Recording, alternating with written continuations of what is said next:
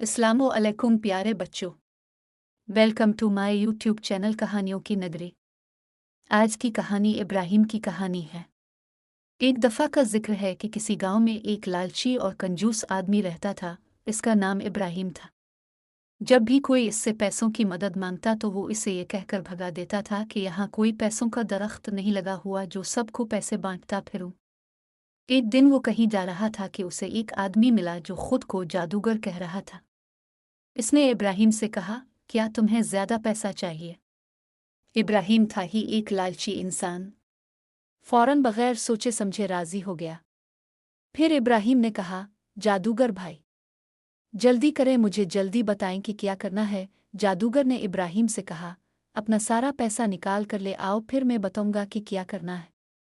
इब्राहिम फौरन अंदर गया और पैसे निकाल कर ले आया। उनमें 500 और 1000 रुपए के नोट मौजूद थे। जादूगर की आंखों में चमक आ गई थी। फिर इसने इब्राहिम से कहा, अपनी आंखें बंद कर लो वरना जादू बेकार हो जाएगा। इब्राहिम ने फौरन अपनी आंखें बंद कर ली। वो सोच रहा था कि अब मैं अमीर हो जाऊंगा। जादूगर ने अपनी जेब से 5,500 रुपए के नकली नोट निकालकर सामने रखे और इब्राहिम के सारे पैसे अपनी जेब में डाल लिए। फिर इब्राहिम को ये तासुर देने के लिए कि नोट बदल रहा है, मंत्र पढ़ना शुरू कर दिया। फिर इसने इब्राहिम से कहा कि तुम अब आंखें खोल दो। इब्राहिम ने फौरन अपनी आंखें खोल दें और 5,500 के नोट देखकर खुश हो गया। जादूगर ने इब्राहिम से कहा, अच्छा अब मुझे इजाज़त दो।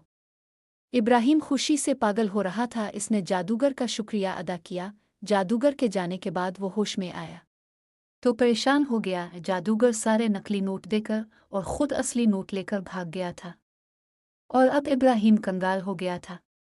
प्यारे बच्चों, ये कहानी लालच और बेवकूफ़ी का सबक देती है।